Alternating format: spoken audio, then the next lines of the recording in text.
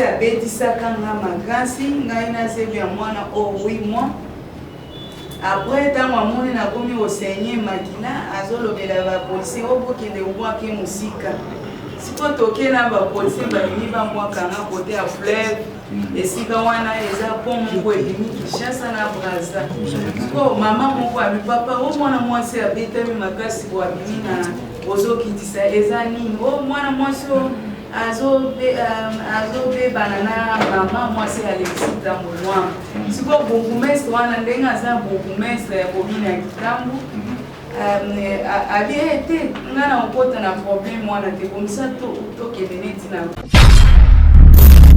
ya quartier ba capitaine ba major azo kangisa bango munoko abi muntu akotia liloba na dossier na kokanga batu nyonso babangi bakonzi wana na quartier 5 na kampo na ndenge bazo memanga azo pesa ba policier wana ordre obo pasola e bilamba ba pasolinga bilamba na tikali na sikiliste na soutien siko bosse a ba micro ba caméra bokoye ba ke tango biso tozali depuis dossier o bandaki ba mususu ba monaki peut-être les ceux qui ngai na bandaki yango ba lebia sont abandi dossier boy mais dossier je pense monde entier tout ba moni yango ba moni yango c'est pour cela les lobo kozala bokoye ba détail puisque na justice na biso mutu azali kola mibe kwa zalité mutu nyonso azana salide oyo tu azolinga koleka na liboso mibe ko akozala sanctionné. Donc mutu nyonso azali irrélevable devant la justice congolaise. Ya mona zolo bake bokomona awa tozali boso na mama moko ye moko kopesa détail na ye kopesa kombo na ye boyeba eloko ni epoussé ye akoma awa na biro ya yokason akomi na biro ya yokason ndenge pourquoi azana na biro ya yokason puisque yokason azali kolobela le peuple d'abord azali moto azali koloba pour soutenir action du président de la République azali moto kolobela ko défendre IDPS yokason azali moto azali kolobela makambo ezali ko salama et puis ko terme na banti valeur yango ya lobi ke na kuiko linga ona de kabongo te amuna ye pa na yokason dossier na ngai ezali boye bakangaki ye akendaki prison ko comme na prison yango tokoyeba nini esalaki akoma na prison nani akangisi ye mwana waza na ye azali mwana ya nani bokoyoka détail boyeba ke nini ezali kosalama après cela nde sikoyo na kokota détail bocomprendre ke makambo nini ezali kosalama donc mama bonjour. Bonjour ngai na limiso na uti Kinshasa na ye kindu to banda ubimaka na ye.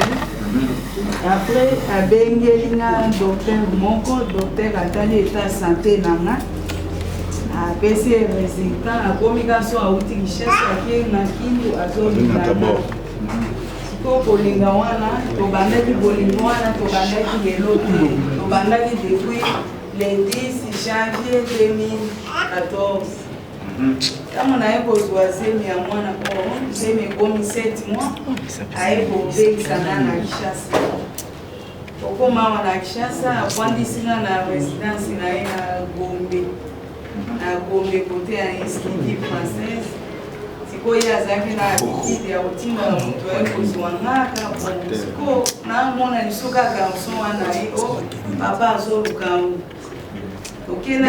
garçon oyo comme nani comme Léon aza jardinier na lopango ne Léon siko tango aye o papa azoluka tokende bona kuti mwasi na ye na kati ya lopango mwasi abetisaka nga makasi ngai nazebi ya mwana o 8 mois.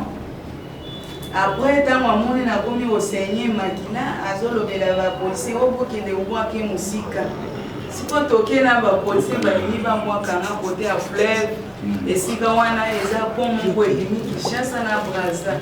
Siko mama moko abi papa o mwana mwasi abetami makasi bo abimi na ozokitisa eza nini o mwana mwasi azobe banana mama mwasi alexita molwa. Siko bourgmestre wana ndenge aza bourgmestre ya commune ya Kitambo a bien été ngana okota na problème wana te comme ça to kebeneti na commune batiki ngana commune 22 heures na boti mwana o prématuré na nzela sikota mwana bengi mwana ya leki na ye ya mwasi Christian mwana obotaki na date ni na botaki le 30 août 2019 okay siko ba meminga baki otikanga na hôpital ya HJJ ba komelinga bakisi après tozongi na nga tango mwana boisi 9 mois mwasi abeti sina lisusu atumbi biloko nanga baki obwakanga na terrain ya commune ya Gringi bourgmestre ya commune ya Gringi adjoint abi siko finalement mama mwasi atambo mwamba zoluka nini oshiste eza nini na problème obakoya koboma yo pamba yo awozana ndeko te nga na lobeli nga na ndeko te ale bango etanda ya tambo mwamba na bapolisier na ye bayeboyebisa bourgmestre ya Gringi bayebisi mwana mwasi wana soki aye mama abiboya na ye kokosanga bongo te siko ntango balobeli ngaki mwasi ya tambo mwamba apesaki ordre soki oye tokende kotika yo kuna nga mpe na bangi na bite ya kokende kobetisa nga na kimi ngana mwana na gomi lelo nalala wapi tongo etani na gomi koluka bisika kola vie moko difficile siko bato aye kolobelanga siko yo kozonga lisukuna te kende ata na eglise ya mama olani osala olala kuna lisu mwasi aye kolandisa lisukuna ake kokosa kuna engana za mwana ndeko na ye bato ya eglise babi komisa tozopesa yo 100 000 francs tofutela yo ndako na kankokolo po soki ye ayeba kaka ke yo ozomona na lisu te ozala ta naka esika ya sécurité naka kote nake ovanda lisusu naye komona ba 23 heures 8 personnes na ye moko aye kobima wana oyebaki ke tokomona yo te ngai nakosomba ta jimel esika nyonso ozali ye nde moto abana olobelanga bongo siko ezala chef ya quartier bakapitaine bamajor azokangisa bango monoko abi moto akotia liloba na dossier oyo na kokanga bato nyonso babangi ye bakonzi wana na quartier 5 na kampokolo na ndenge bazomemanga azopesa bapolisier wana ordre obopasola ye bilamba bapasolinga bilamba natikali na sikiliste na soutien siko mpona kota na mutuka wana na kan siko mpona kota na mutuka nabandi koboye na kota abandi kobetanga bamontare baye batondelinga tala mwasi ya ntambo mwamba babandi kolanda biso nsima mbala moko ake azangi moyen ya kosalela nga mabe bake kotikanga na bazalaki ekeri moko na bato ya service ya enseignement ya général Kazimoto na base ezolakisaka bato wana ya service ya enseignement ya général Kazimoto na entrée base to bango nde bakozala bakena kolobela ye ke mwasi wana aza na ka esika tel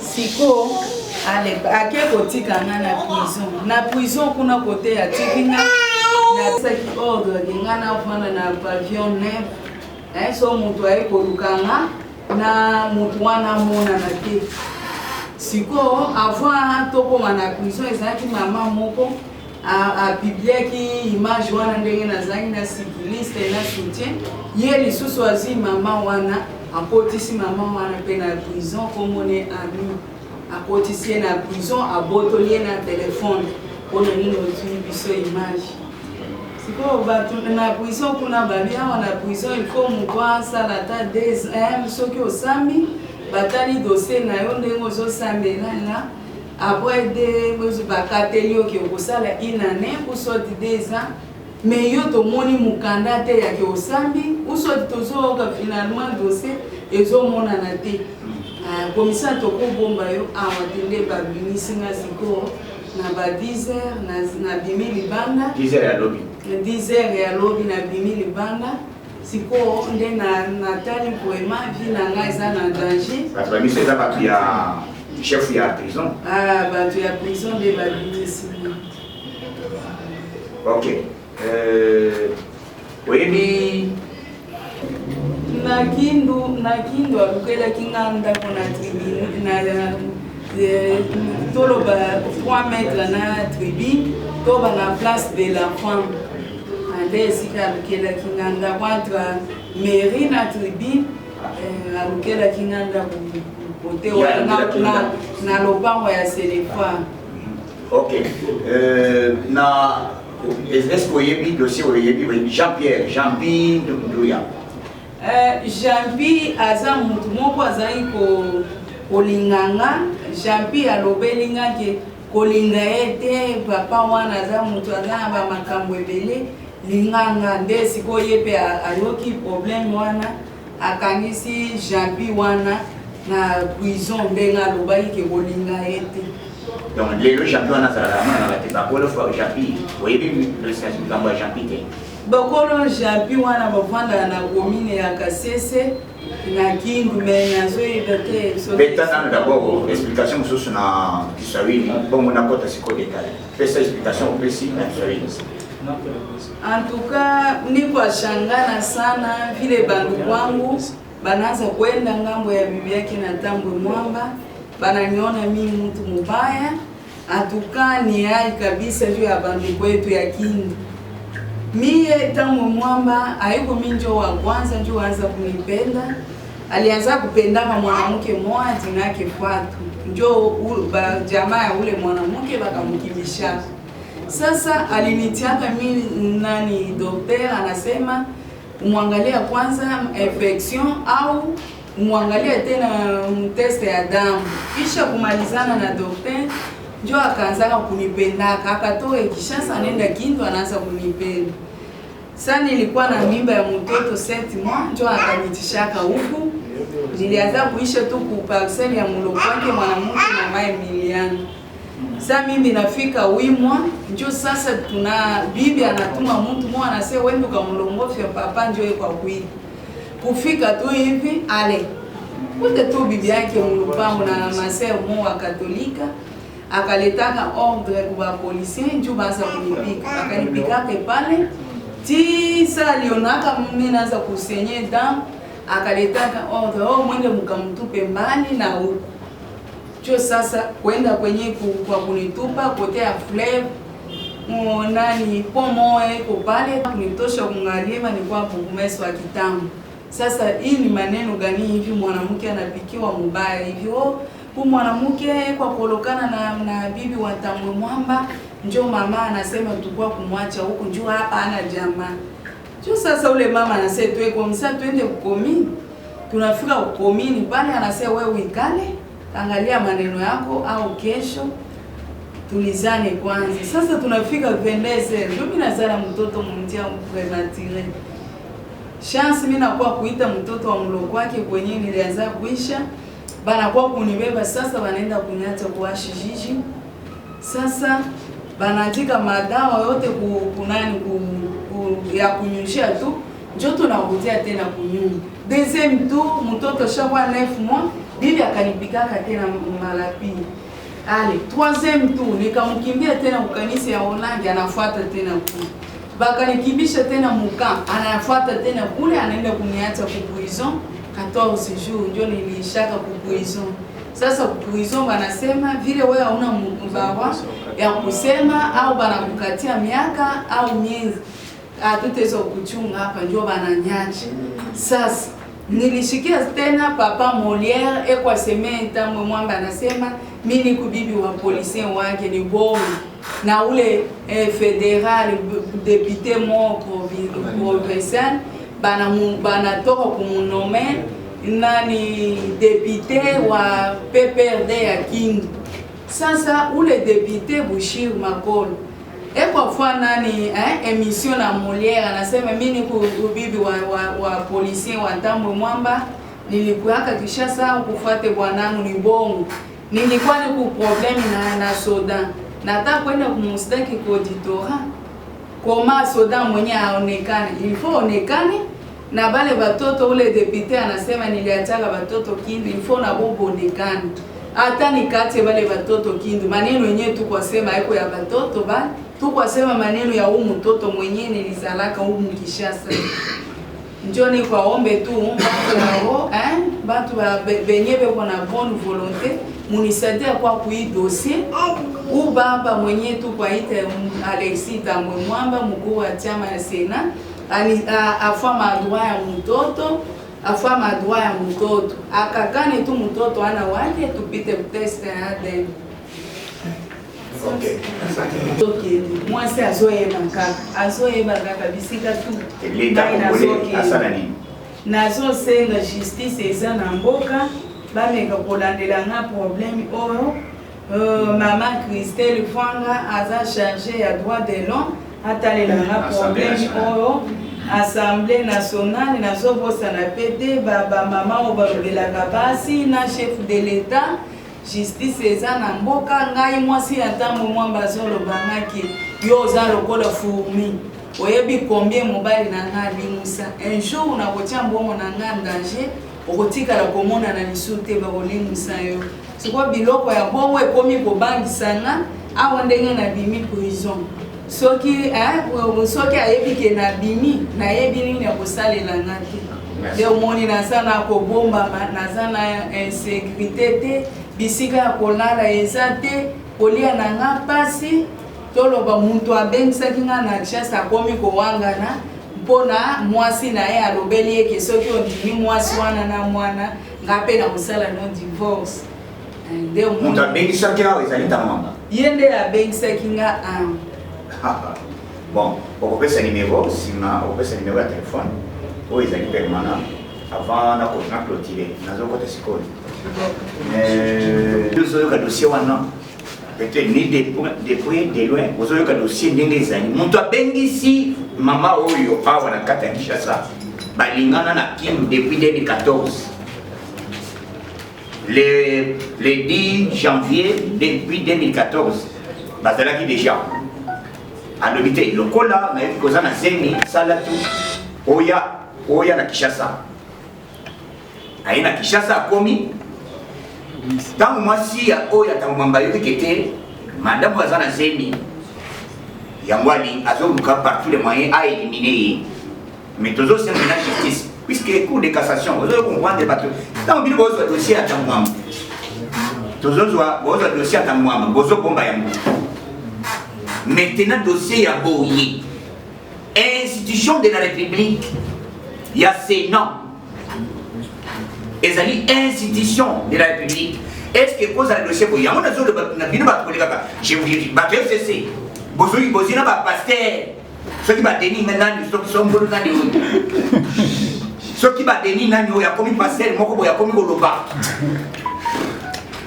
akomi kolepa pasteur de voilà ngai dossier oyo si so batambo démissionné té nous les combattants de l'UDPS et le peuple congolais nous allons marcher tokotambola puisque il faut dossier na ye azali adidommagé mwana mwasi oyo abengisa ye vi na ye d'abord akei basukisa izeni justice azo mérité na réputation na ye te ke dossier wana soki ezalaki dossier ya UDPS ou bien ya Kabund ou bien ya Kabuya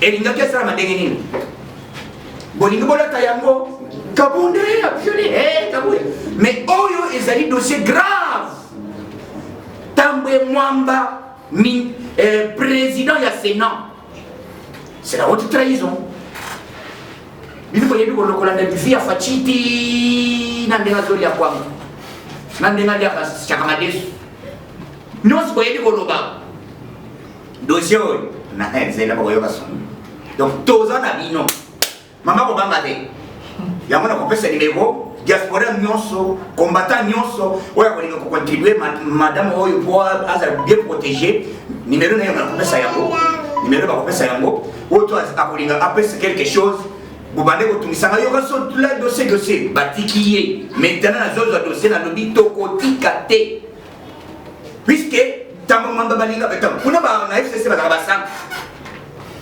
soki dossier ko ezali de pes deni ça kuna ko regarder que te na jamais prophétie monsieur yo mone prophétie o tika na pouvoir te boza bandoki boza bandoki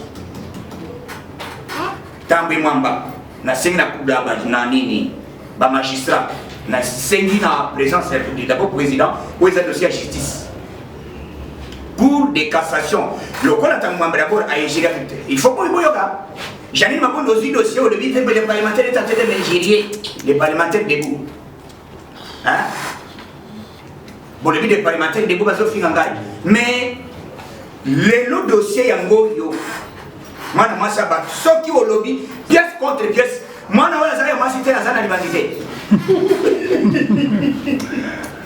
mana o mani bazana libandité ya tamambate est-ce que elongieza ya kotuna ozulu ba donc pièce contre pièce yango bino bolinga pièce contre pièce mana o ya zamana ya masi ya zamana ya tamambate ya mona sengi ba juge ba dossier yango bo saisir dossier o tambe mwambaza la osare soki bakamita mwambate biso toko marcher.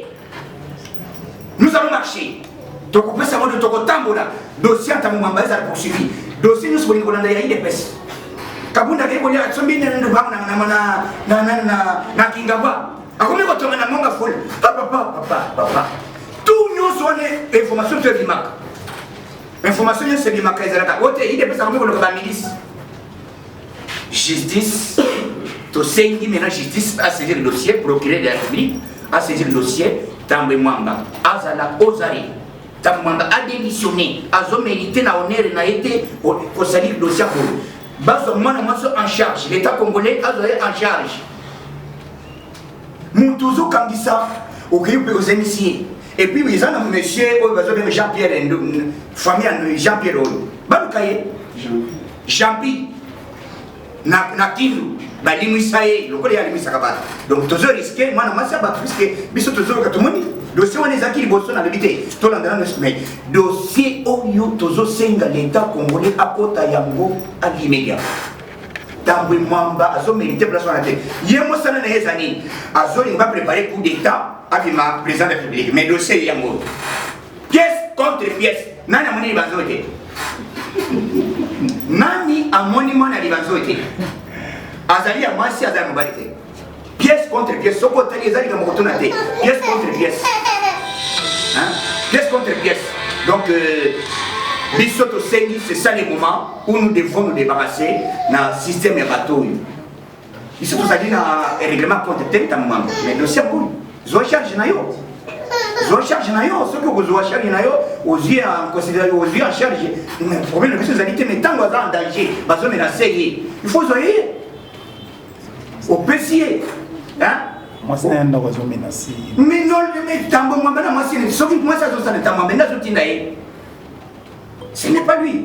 Et Zali Tambo Mwamba, qui était menacé. Il y a que pour honneur dans la caille de honneur, il y a un Souka monde, Europe, États-Unis, monde mobile. Il y a que même dans le ministère, dans l'Assemblée nationale, j'ai dit que je dossier. Tu es votre état, mais ça va, c'est comme motion. Sénateur, bon, c'est comme motion, motion.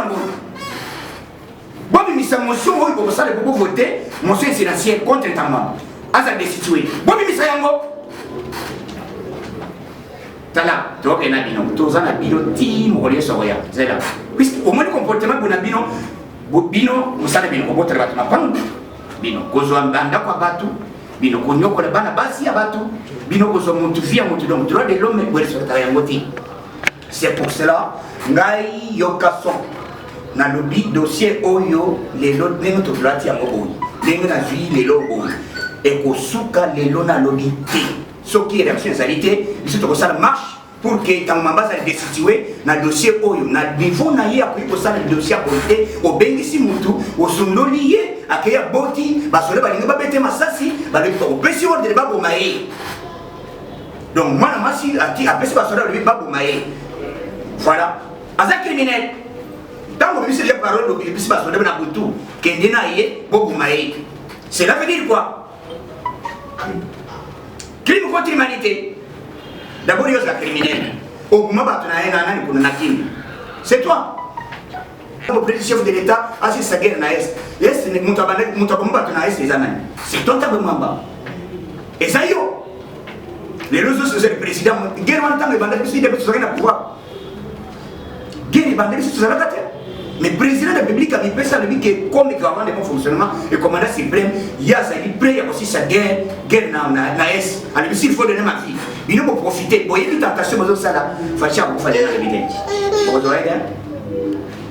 Vous aurez été. Donc dossier oyo boyo qui date oyo tambe mamba bandaki kolinga mama oyo alingie wapi azalaki ko travailler kena ko bana musala notaire aloki nanda kuna ye tango aloki musala ye azuye abani kolinga depuis 2014 le 10 janvier 2014 ce qu'on totalisé depuis le 10 le lorsque comment Nazaria maman moi on a commencé déjà combien de gens combien moi on a aussi déjà une année.